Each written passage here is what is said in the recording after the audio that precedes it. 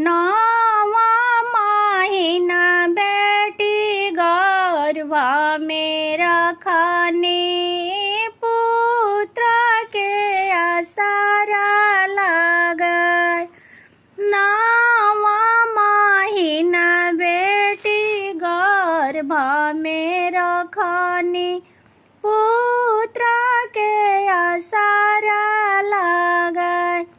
जही दिन ये बेटी धरती जन्म लेलु, धरती दुखित होई जस।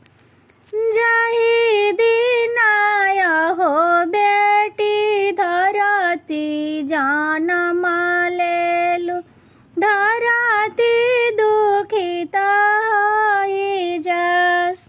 दुआर पर दुखित भइले पापा हो, कवन पापा अगना में आमा दुखित।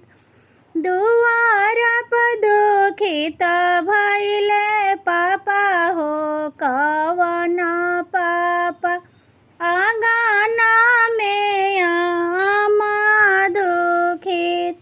दुआर पर दुखित भइले चाचा हो, कवन चाचा अगना में चाची दुखित। जही दिन हो बेटी धरती पगिरलु, धरती दुखित होई जस। दुआर पर दुखित भइले भैया हो, कवन भैया अगना में भाभी दुखित। नवा महीना बेटी गर्भ में रखनी, पुत्र के आसारा लागय।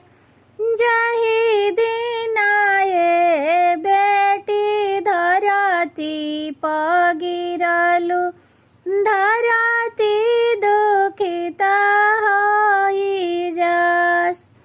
दुआर पर दुखित भइले पापा हो, कवन पापा अगना में आमा दुखित। नवा महीना बेटी यही को खिडवानी, बेटा के आशा